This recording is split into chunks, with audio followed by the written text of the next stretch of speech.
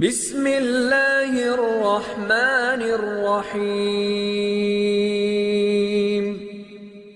شروع اللہ کے نام سے جو بڑا مہربان نہایت رحم والا ہے۔ فاسألوا اہل الذکر ان کنتم لا تعلمون۔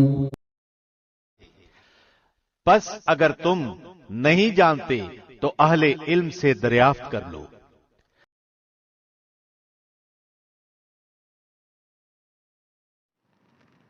ڈیرہ غازی خان سے محترمہ نسیم محمدی صاحبہ نے سوال پوچھا ہے۔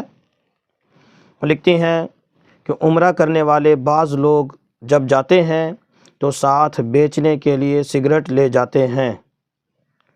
ہمارا سوال یہ ہے کہ اس طرح عمرہ پر جاتے ہوئے سگریٹ لے جانے کے حوالے سے شرعی حکم کیا ہے؟ نسیم محمدی: دیکھیں محترمہ، ایک تو یہ ہے کہ شرعی مسئلہ کیا ہے۔ شریعت میں تو اس میں کوئی ایسی قباحت نہیں تھی، زیادہ سے زیادہ یہ کہیں گے کہ ایک ناپسندیدہ عمل تھا، البتہ کہ عمرے یا حج پر کوئی اثر نہیں پڑے گا۔ بہرحال یہ ضرور ہے کہ یہ جو سگریٹ لے جانا ہے یہ سعودی حکومت کے خلاف ہے، ان کی قانون کی خلاف ورزی ہے، اور ان کی طرف سے اس پر سزائیں بھی ہیں، سزا دی جائے گی، لہٰذا ایسا عمل نہ کیا جائے۔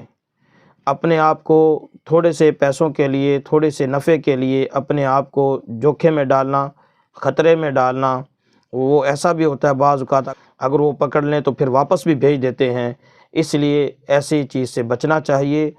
جو سرکاری پابندیاں ہوتی ہیں اگر وہ شریعت کے خلاف نہ ہوں تو ان کی پاسداری کرنی چاہیے، قانون کی خلاف ورزی نہیں کرنی چاہیے۔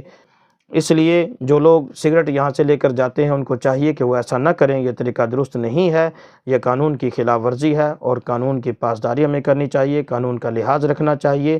قانون ہمارے فائدے کے لیے ہی بنے ہوتے ہیں، لہٰذا ایسا نہ کیا جائے۔